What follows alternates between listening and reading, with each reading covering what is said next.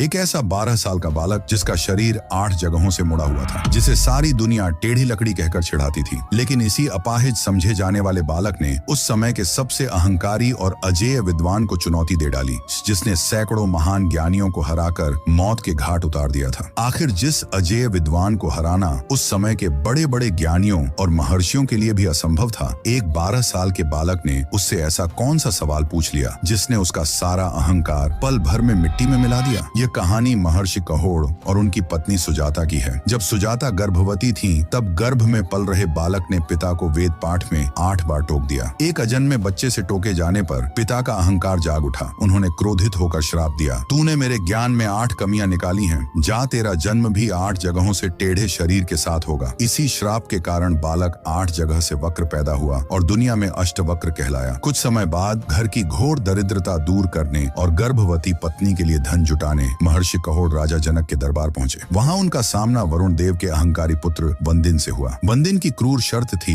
कि शास्त्रार्थ हारने वाले को जल समाधि लेनी होगी। महर्षि ने अपने अपार ज्ञान के भरोसे और परिवार की खातिर जान की बाजी लगा दी, लेकिन दुर्भाग्य से वह हार गए और उन्हें जल समाधि दे दी गई। जब अष्टवक्र 12 साल के हुए तो उन्होंने अक्सर अपनी माँ सुजाता को अकेले में आंसू बहाते देखा। एक दिन माँ के दर्द का कारण पूछने पर उन्हें अपने पिता की जल समाधि और वंदिन के अहंकार का कड़वा सच पता चला। अपने पिता का सम्मान वापस लाने के लिए वह 12 साल का बालक एक कठिन सफर पर निकल पड़ा। बड़ी मुश्किलों के बाद अष्टवक्र राजा जनक के दरबार में पहुंचे, लेकिन दरबार में कदम रखते ही अष्टवक्र के टेढ़े शरीर को देखकर सभी ज्ञानी ठहाके मारकर हंसने लगे। लेकिन अष्टवक्र रोने के बजाय उनसे भी तेज हंसे। राजा जनक के पूछने पर उन्होंने जवाब दिया, राजन, मैं तो इसे ज्ञानियों की सभा समझता था, पर यहाँ तो सिर्फ चर्मकार बैठे हैं जो आत्मा नहीं सिर्फ चमड़ी देखते हैं। राजन, नदी के टेढ़े होने से जल टेढ़ा नहीं होता। यह अपमान सुनकर वंदिन का अहंकार जाग उठा। उसने सोचा कि यह बच्चा मेरा क्या बिगाड़ेगा और उसने चुनौती स्वीकार कर ली और शुरू हुआ संख्याओं का महाशास्त्रार्थ। वंदिन 1 से 12 तक के सवाल पूछता गया और अष्टवक्र मुस्कुराते हुए जवाब देते गए। 13वीं संख्या पर वंदिन ने कहा, पृथ्वी पर 13 दिन का एक पक्ष और 13 द्वीप हैं। लेकिन आगे का श्लोक भूलकर वह बुरी तरह अटक गया। तब अष्टवक्र ने श्लोक पूरा किया, अति छंद में 13 अक्षर होते हैं और स्मृति ग्रंथों में 13 प्रकार के यज्ञ हैं। ये सटीक ज्ञान सुनकर वंदिन का सारा अहंकार धराशायी हो गया। हारने पर उसने बताया कि ऋषि मरे नहीं बल्कि वरुण देव के यज्ञ में बंधक हैं। अष्टवक्र ने पिता सहित सभी विद्वानों को मुक्त करा लिया। राजा जनक ने नतमस्तक होकर उस बालक को अपना गुरु मान लिया और यहीं से दुनिया के महान ग्रंथ अष्टवक्र गीता का जन्म हुआ। जय सनातन धर्म।